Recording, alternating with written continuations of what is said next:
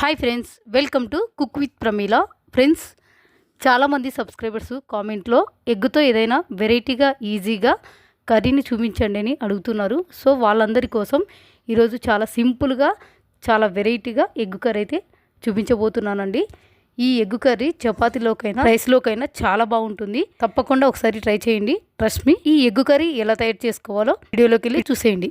ఎగ్గుతో curry తయారు చేయడం కోసం ఒక 7 వరకు గుడ్లను ఉడకబెట్టుకొని పైన పొట్టు తీసేసుకొని పెట్టుకోవాలి. ఇలా ఉడికించి పెట్టుకున్న ఈ గుడ్లను ఇక్కడ వీడియోలో చూపిస్తున్నట్లు ఇలా రౌండ్గా కట్ చేసుకోవాలి.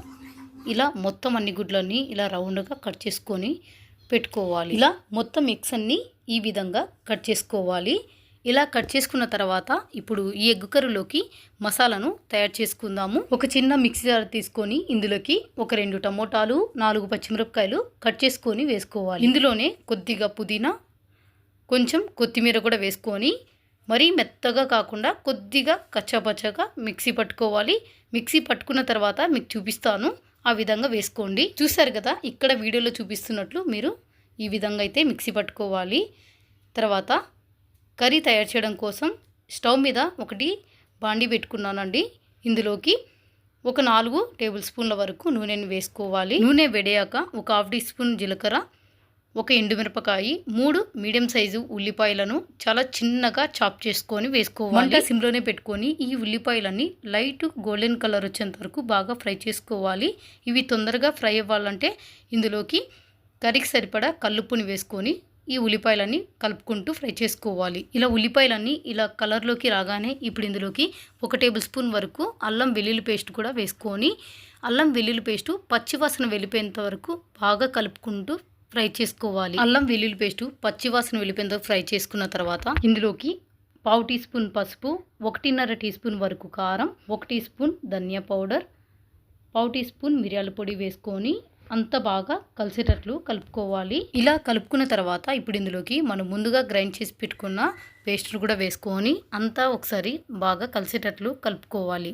ఇలా కలుపుకున్న తర్వాత ఇప్పుడు ఇందులోని ఒక 1/2 టీ స్పూన్ గరం మసాలా వేసుకొని కలుపుకోవాలి. ఇందులోనే ఒక 1/2 కప్పు ఫ్రెష్గా ఉన్న పెరుగుని వేసుకొని కలుపుకోవాలి. మంట సిమ్లోనే పెట్టుకొని ఈ మసాలా అంతా బాగా కలుపుకుంటూ ఉడికించుకోవాలి. ఈ మసాలాలోంచి ఆయిల్ పైకి తేలేంత వరకు మూత పెట్టేసుకొని ఉడికించుకోవాలి. మూత ఓపెన్ చేస్తానే నాకు ఇక్కడ మసాలా అంతా పచ్చివాసన వెళ్ళిపోయి మంచి ఫ్లేవర్ అయితే వస్తుందండి. చూసారు కదా, ఇక్కడ ఆయిల్ కూడా ఇలా పైకి తేలింది. ఇప్పుడు ఇదంతా కలుపుకుందాము. ఇందులో గ్రేవీ కోసం 1.5 గ్లాస్ వరకు నీళ్ళైతే పోసుకోవాలి. మరి ఎక్కువైతే వేసుకోవద్దండి. నీళ్ళు పోసుకున్నాక అంతా బాగా కలుపుకొని మంట సిమ్లోనే పెట్టుకొని మూత పెట్టేసుకొని ఒక 3 నుంచి 4 నిమిషాలు ఈ గ్రేవీని బాగా ఉడికించుకోవాలి. 4 నిమిషాల తర్వాత చూడండి, గ్రేవీ అంతా బాగా ఉడికిపోయి ఆయిల్ అంతా ఇలా పైకి వచ్చేసింది.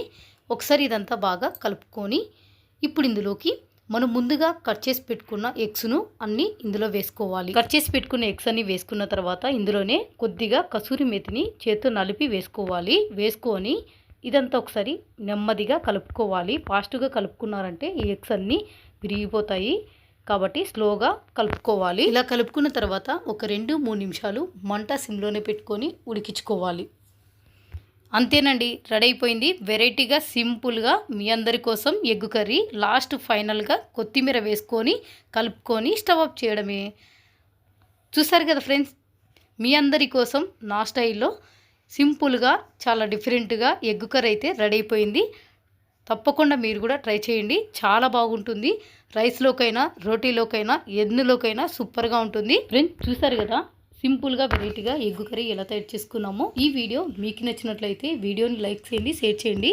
అలాగే ఫస్ట్ టైం మన ఛానల్ని చూస్తున్నట్లయితే సబ్స్క్రైబ్ చేసుకొని ఇంకా ఇలాంటి వెరైటీ కర్రీస్ కోసం పక్కనున్న బెల్ ఐకాన్ని యాక్టివేట్ చేసుకోవడం మాత్రం మర్చిపోకండి. Thank you for watching.